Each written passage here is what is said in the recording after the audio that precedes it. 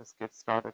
The title of the presentation is Propagating Modes of Variability and Their Impact on the Western Boundary Current, which is the Brazil current, in the South Atlantic. So the objective of this talk is to derive propagating modes of variability in the South Atlantic, understand their influence on the Western boundary, and investigate the large-scale forcing and possible teleconnection patterns.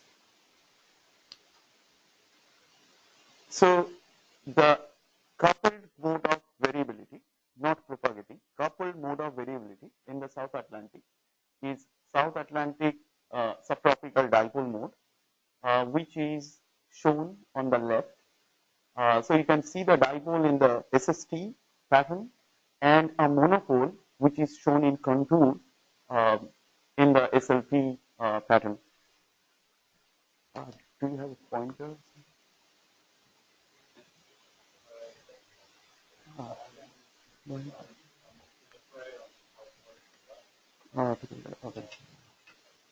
Okay. So as you can see, like the monopole here, and the contour in black is the SLP. So Stern and Hazelegger and a lot of other people, they investigated this mode, and they found that atmospheric circulation anomalies are important for that, as well as wind-induced mixed layer deepening. The other modes are also associated with atmospheric circulation pattern, and they are generally destroyed by the latent heat flux. So this mode that I am showing here is the second mode of variability that explains 15%, and the first mode almost explains 40% of the total variability.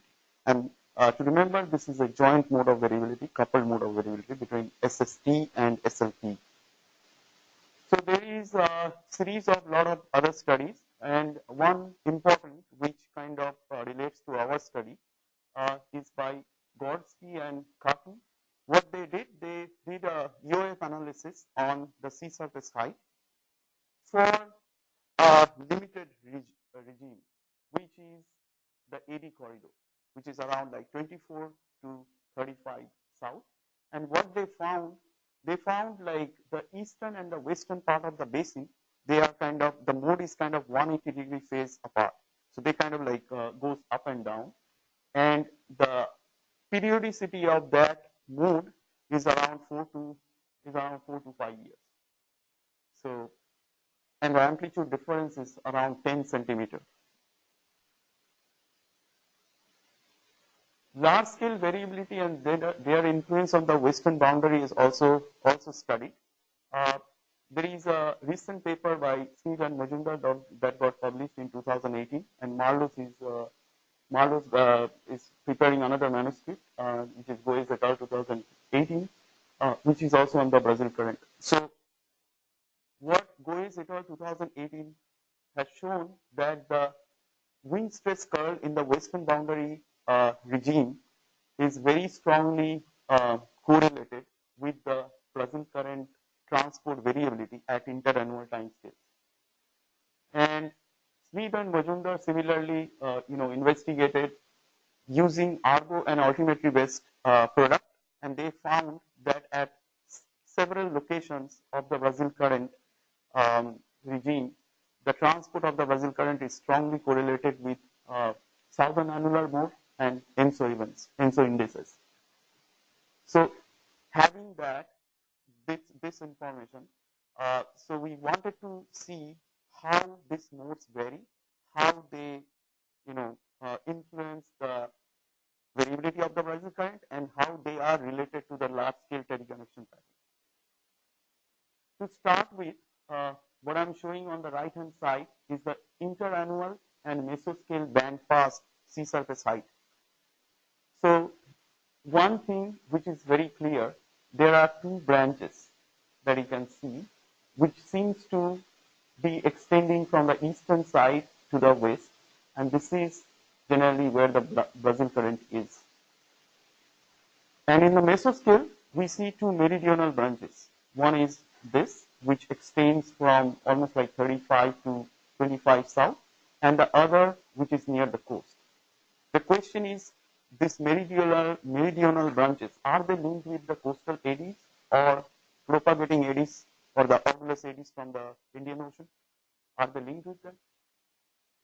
What I'm showing here in this panel is another version of the same figure. What is basically shown here? What is the percentage of variance explained by this bands to the total SSH variability? So you can see these two prominent features that I showed here, they stand out, and even this feature and that feature, they also stand out. So these are the places where you get to see maximum variability. To understand the propagating modes, we used a complex empirical orthogonal function analysis, which is simply to understand it's a UF analysis, but you perform the UF on a complex field. And before you do that, you do something called Hilbert Transform. So you take the SSH, for example, if you want to do it on SSH field, you take the SSH field, do a Hilbert Transform on that, and on the Hilbert Transform SSH field, you apply the UF, normal UF. And the outcome of this procedure is loadings or maps of UFs, both real and imaginary, and temporal coefficient, which we call the PCs. You also get them in real and imaginary forms. Those real and imaginary forms are very useful because they give you phase information, and from phase information you can infer the phase speed.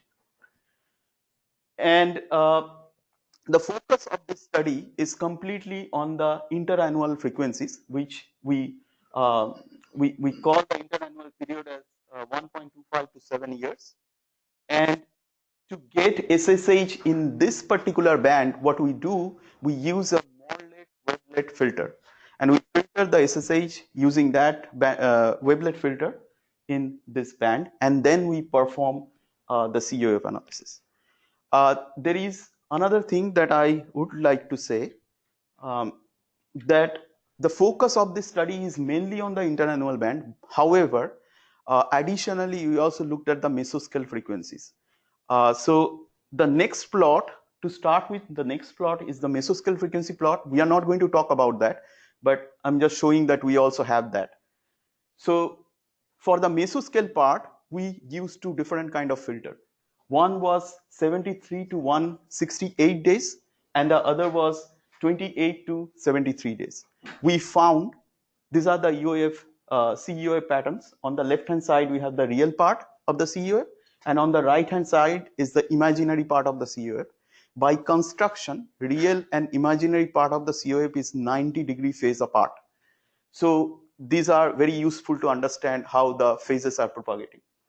So one can see the eddies propagating from the eastern part of the basin to the western part. One question can arise that these eddies look like really distorted because they are kind of like elongated meridionally. It's because I kind of like messed up with the aspect ratio. So if I put it back to the actual ratio, so you'll get to see the eddies more clearly. But the take-home message is we can definitely get the eddy part that comes from the Indian Ocean. And here on the right-hand side, we get the coastal part, which I showed earlier in the standard deviation picture.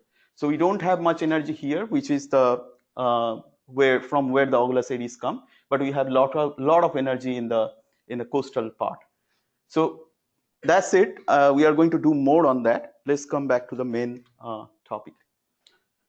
So what I am showing you here is the interannual CEOF analysis. On the left, there are like two panels. One is the real and the imaginary panel, parts of the maps. So these three panels are the first, second, and the third COF. They explain 23.5%, 16%, and about 11% of the total variability. And this tube panel kind of like gives you an idea how the phase can propagate or how the energy can propagate. So the first UF shows us a basin-wide scale that propagates from eastern, that seems to be propagating from eastern part of the basin to the western, and is the length scale of this variability is basin-wide. And let's go to the PC of that. So there are like two curves. One is the red and other is the blue.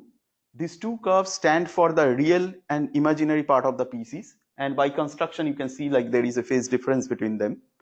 And this vertical lines, parallel lines, are the phase, temporal phase.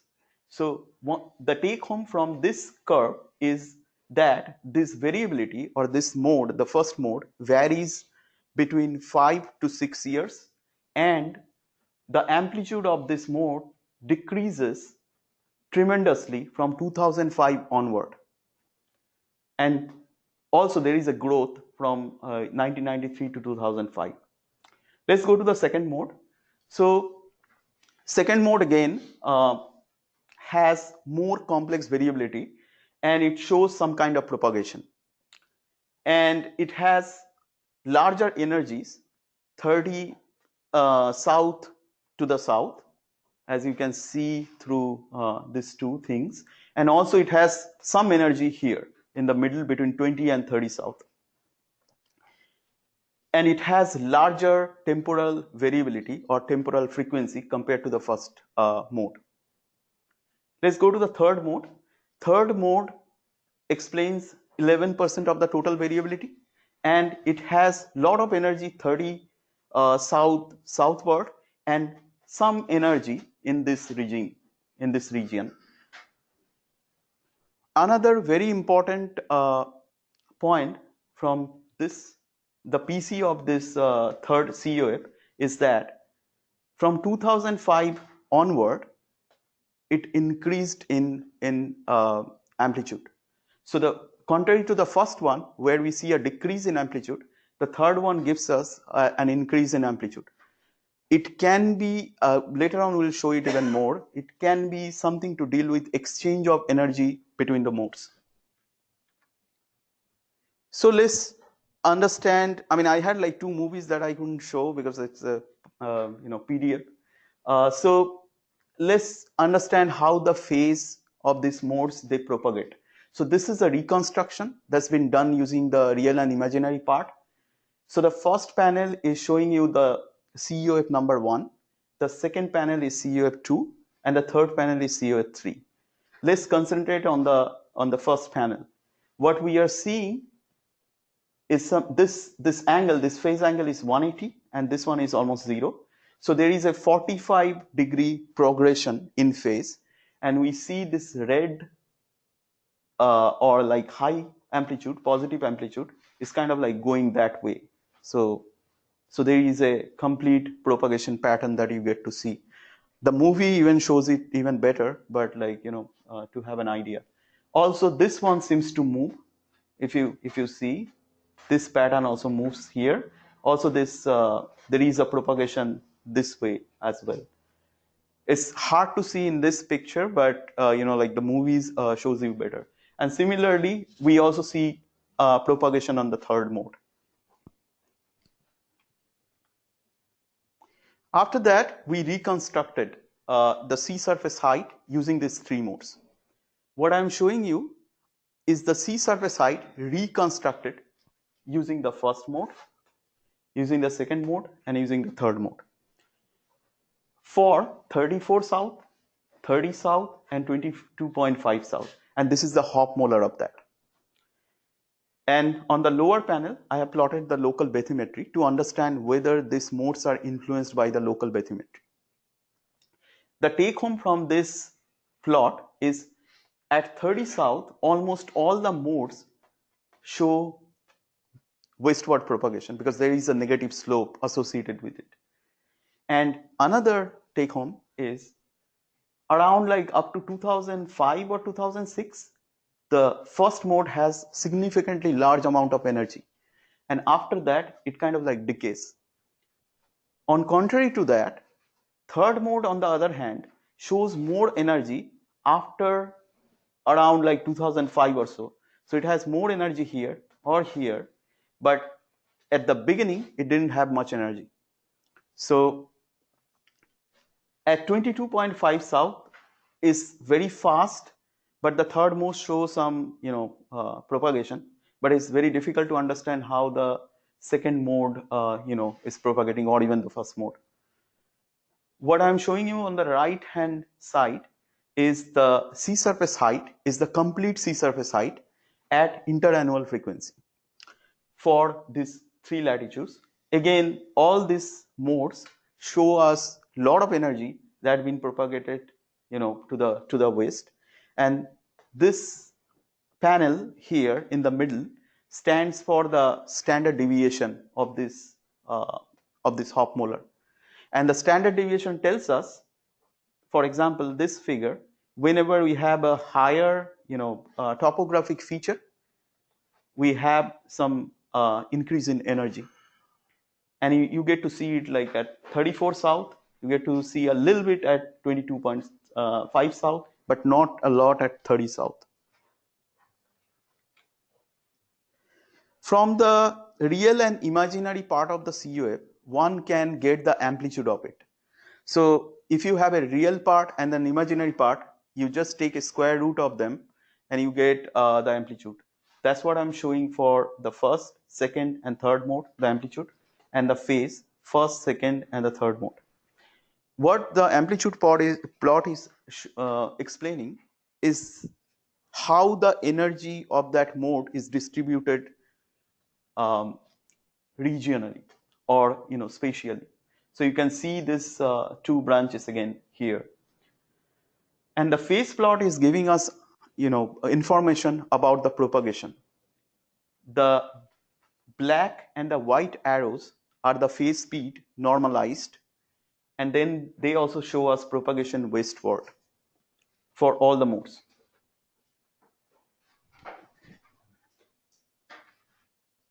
So I wanted to know whether these modes are somehow linked with Rossby wave propagation, baroclinic mode 1. For that, what we did, we took an average of phase speed from the eastern side to the western side from 16 to 35 south. That's what I'm showing you here. The black line here is the theoretical Rossby wave phase speed. It's baroclinic mode 1 Rossby wave, and it doesn't consider anything, it's just a theoretical. And all these dots are CP, or the phase speed, for different modes. One thing to notice, we have really large velocities compared to the Rossby wave speed between 25 to 34, and this is because we have Benguela current flowing in that region northeastward, so you have a background flow there, so which gets modified. So the phase speed at that place gets modified by the Benguela flow, so that's why you have higher speed there. And on the right panel over here, I'm showing a similar plot by Polito and Liu 2000. This is the same portion over here, and the velocities are comparable. So I'm not concluding much from here. I'm just saying that the modes are comparable in terms of phase speed with the Rossby wave. Okay, let's change gears. So let's go to the large scale forcing now, and let's see whether they are associated with ENSO events or anything, they are linked with the Pacific, or what are the teleconnection patterns. So before we go there, let's talk about the background, why I want to know that. So at the beginning in 2003, Stern and Hazelegger, they showed that atmospheric variability in the South Atlantic, or the oceanic variability in the South Atlantic, may not be linked with ENSO events at all, or if they are linked, the linkage is very weak. In 2015, Rodriguez et al., they published a paper where they talked about that. Contrary to that, they said South Atlantic subtropical dipoles, variability of that is strongly connected with Pacific Ocean, Pacific ENSO events, in term, through a teleconnection pattern, which is called a PSA mode. The reason they didn't see it, because they wanted to link the variability of the South Atlantic dipole with the eastern side of the basin in the Pacific Ocean. But Rodriguez et al. Found is not eastern side, is more the central or the western side that is influencing the South Atlantic Ocean. So that was their point. Then, not after that, even before that, McFadden and Yu et al. They talked about this. They found that recently, in the last few decades, what happened, like there is a change in ENSO regime from the eastern part to the central part, and this is due to changes in the relationship between heat content in the equatorial Pacific and the sea surface temperature there. Yu et al. Further added that this could be something to do with global warming, and it can also be associated with wind and thermocline changes and SST gradient. So with that in mind, we wanted to see whether we are seeing something similar or not. So what I'm showing you here in the middle panel is the first mode at two different phases. Because you can see there is a, like this guy was in the middle. So these are for two different phases, and this is the correlation between the PC of the first mode with the sea level pressure. And the panel lower is the same. These two figures are the same. And the panel lower, this is the correlation between mode 1 and SST. So the take home from there, from the upper panel, I would say, we see a very strong sea level pressure anomaly, SLP, between 0 and 20 west. We believe it triggers the first mode. And even for the, for a different phase, we see it here at the same location. Another thing to observe is that there is a very large SST anomaly around, I would say like 25 to 35 south. And this anomaly is, the phase of this anomaly is very much linked with the phase of this propagation pattern. Because whenever you see a positive anomaly near the western boundary, you see a positive anomaly in SST. Similarly here, when you see a negative anomaly approaching the western boundary, you see a negative anomaly in SST. Maybe this mode is carrying heat with it. This suggests. But this is just a suggestion. So another important observation is a horseshoe pattern here in the SST field. So we see this whole pattern here with a horseshoe kind. To understand whether how they are linked, so we understand, like the first mode is somehow linked with the eastern or the central eastern Pacific, but we wanted to know more. So to do that, we used two ENSO indices. One is Nino 3.4 and the other is Nino 4, and we did a correlation analysis, and we found like these two modes are somehow correlated with correlation coefficient of statistically significant correlation of 0.45 and 0.42 with 3.4 and 4, which are associated kind of like the central or the eastern side of the Pacific. But when we try to do that, in the central or western side of the Pacific, we don't get to see any correlation at all. So somehow this mode that I talked about is linked with the ENSO events that are generated by the eastern side or the central eastern side of the Pacific Ocean. Let's go to mode 2. And so mode 2 shows us a dipole-like structure in SLP, and somehow this mode is related to the northern cell of the subtropical gyre. This is again the SST figure, but we did not find any correlation with the ENSO indices or with the Pacific Ocean. Let's go to mode 3. What we are seeing here, first of all, that there can be a PSA kind of pattern, as you can see in the SLP figure, with this highs, lows, highs and lows. And similar to mode 2, there is a dipole-like structure as well, both in SST and SLP. This dipole is like a little bit weak here, but is stronger over here. This mode explains the 2010 event. During 2010, SLP, SST, and SSH in the South Atlantic shows a dip, and this mode resembles that dip that you get to see here in the shading. Another thing we observed, we tried to get the correlation with different ENSO indices again, and we see strong correlation with EMI and TNI indices. EMI and TNI indices are associated with the central and the western part of the Pacific Ocean. So this mode is somehow linked with the central and the western part of the Pacific Ocean. And one thing to remember, this mode, in earlier slides we showed this mode has maximum energy after 2005. And before 2005, the first mode was the strongest one.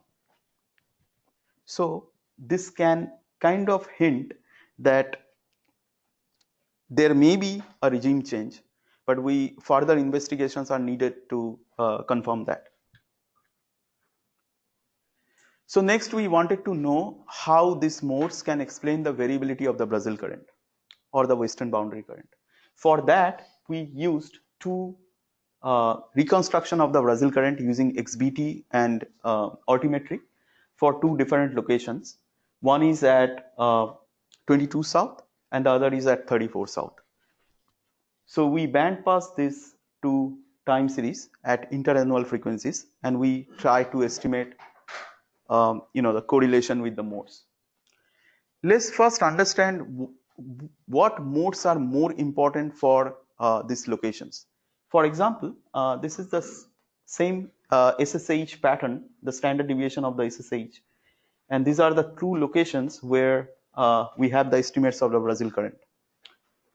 When I do explain variance plot with different modes, what I get to see is the first mode at 35 south explains the maximum variability. And when I add up first 6 modes, it explains about 67% of the total variability that is seen in the eastern side at 35 south. And for this region at 22 south, we see the second and the third mode are more important. And if I add up first 6 modes, it explains the total variability almost like 80%. So I found that the first mode may be important for transport of the Brazil current at 35, and the second or the third mode may be important for 22 south. Next, what we did, we reconstructed the sea surface height using the third mode, the second mode, and the first mode. What I'm showing you, let's first discuss the lower panel. So this is the reconstruction of the Brazil current using mode 1. When we do the reconstruction and compare it with the actual Brazil current variability from XBT measurements, we see some correlation, which is in the range of 0.5 to 0.6. And when I do the same for the 22.5 south, I found mode 3 is the one, not mode 2. Mode 3 is the one that explains maximum variability. So even though mode 2 explains a little bit more variance in that region, but the gradient for mode 3 is higher, and that determines the Brazil current there. So okay, so we are kind of like at the end. So I found the first UAP represents a basin-wide mode with a period of 5 to 6 years, and it exhibits a decrease in amplitude 2005 onwards. CEOF1 is triggered by SLP anomalies located between 0 to 20 west. This mode is associated with advection of SST anomalies from east to west and may be linked with the eastern central Pacific. Reconstruction of the Brazil current with this mode can explain the variability at 35 south. CEOF2 is associated with the southern sail of the subtropical gyre, and we could not find any correlation with the Pacific Ocean. CEOF3 has relatively higher temporal and spatial variability than the other two modes and is kind of generated at the middle of the basin. And reconstruction of the Brazil current at 22.5 south with these modes explain the variability of the Brazil current. This mode exhibits large amplitude 2005 onwards, and hence an exchange of energy is possible among the modes. And this mode is also linked with the central western Pacific through atmospheric teleconnection. But further investigation is needed. So all these modes indicate hints westward propagation. Phase speeds of these modes are comparable to baroclinic mode 1 Rossby waves. All right, so we'd like to in future, because it was an ongoing project, but there are like many things that we still need to do, and one of them would be we'd like to understand the relationship between propagating modes of variability and MOC in the southern and the northern Atlantic. This procedure with the modes also gives us some idea about predictability of EMOC and sea level changes. And of course, we are going to look at the mesoscale variability that we didn't do yet.